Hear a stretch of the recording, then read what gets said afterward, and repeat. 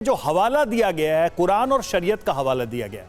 अब क्या ये इंडिया जैसे देश में, भारत जैसे देश में जो बहुधर्मीय है, हर तरह के समुदाय पंथ के लोग रहते हैं, एक दूसरे के त्योहारों को सेलिब्रेट करते हैं, इस्लाम या शरिया का हवाला देके क्या ये बताया जा सकता है कि ये नाजायज है, ये गैर इस्लामी है, इसलिए कोई मुसलमान ये न सेलिब्रेट करे, इसको न मुबारकबाद दे?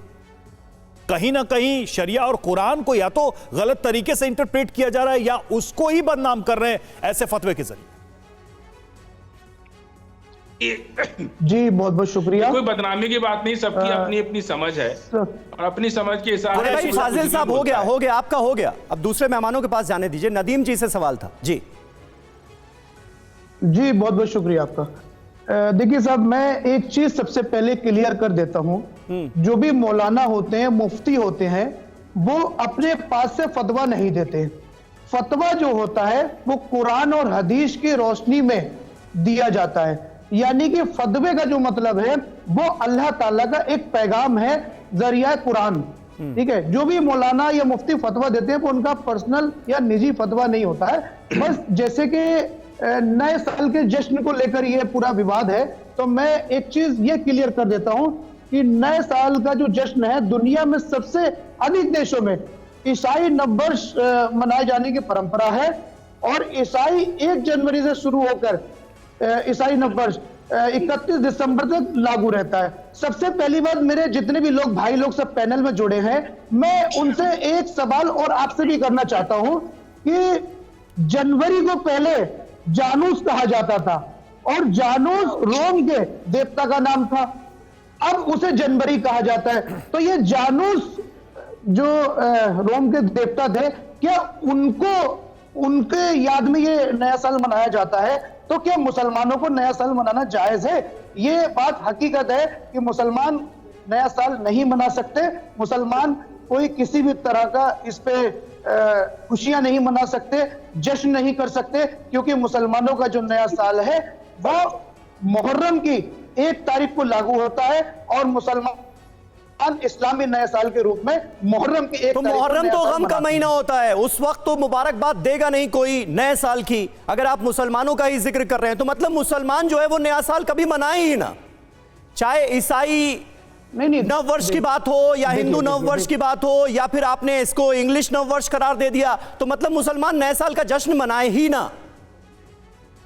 नहीं सर, एक चीज मैं और क्लियर कर देता हूं। देखिए, हिंदू नववर्ष भी ये नहीं है। मेरे हिंदू भाई भी बैठे हुए हैं, हिंदू धर्मगुरु भी बैठे हुए हैं, आप इनसे जानकारी कर लीजिए। नहीं, आप अपना बताइए ना। इसको नववर्ष के रूप में अपना नहीं, वो मुझे पता है, वो मुझे पता है, उसका जवाब वो देंगे ना, उसका जवाब वो देंगे। आप बताइए ना। जी नदीम साहब, यानी मनाए ही ना आपके हिसाब से। चलिए, मैंने मान ली ये बात।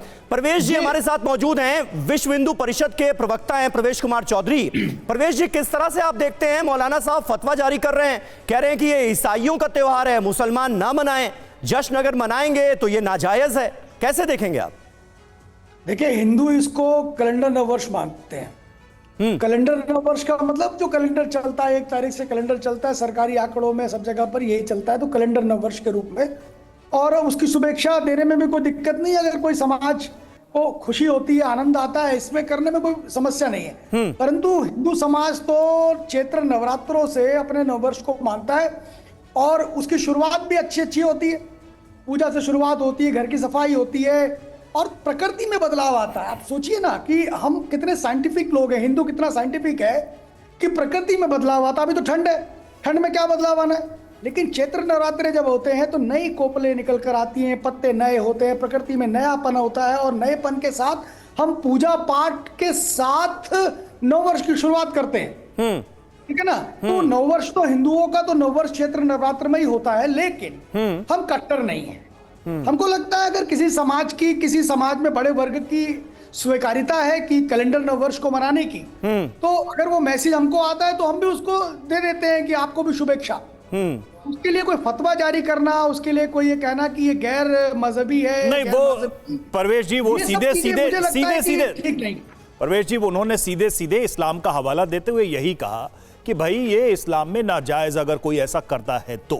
मेरे कहने का मतलब है कि इस्लाम का नाम लेकर या फिर शरीयत का नाम लेकर, ऐसी तो हजार चीजें कही जा सकती है। हिंदुस्तान भारत जैसे देश में जहां बहुत सारी चीजें जो कि दूसरे धर्म या पंथ से जुड़ी हुई, चाहे वो आपने नए साल का जिक्र किया, इसी तरह होली, दिवाली, दशहरा, दूसरे त्योहार हैं, तो क्या यह मुनासिब होगा भारत में कि मुस्लिम युवाओं को यह कह दिया जाए कि शरीयत के आधार पर आप किसी भी दूसरे मजहब के त्योहार को सेलिब्रेट ना करें, बधाई ना दें, लेकिन आप रहें भारत में?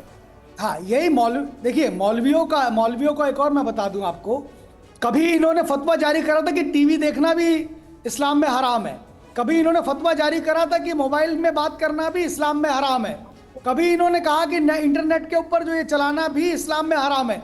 तो फतवे तो कहाँ जारी होते हैं, कहाँ जारी करते हैं, वो अलग कपड़ों को लेकर भी फतवे जारी हुए हैं। हाँ, लेकिन मजहबी है नहीं कि आप किसी और मजहब के उसके अंदर शामिल ही ना हो, ये कहीं ना कहीं कट्टरता पैदा करता है, और कट्टरता पैदा करना कभी भी किसी भी मुल्क के लिए, किसी भी देश के लिए ठीक बात नहीं। बिल्कुल सही बात आप कह रहे हैं, कट्टरता किसी भी देश के लिए ठीक नहीं है प्रवेश कुमार चौधरी जी। लेकिन विश्व हिंदू परिषद के प्रवक्ता के तौर पर आप ये कह रहे हैं ना कि फिर ईसाई नववर्ष मनाने में कोई दिक्कत नहीं है।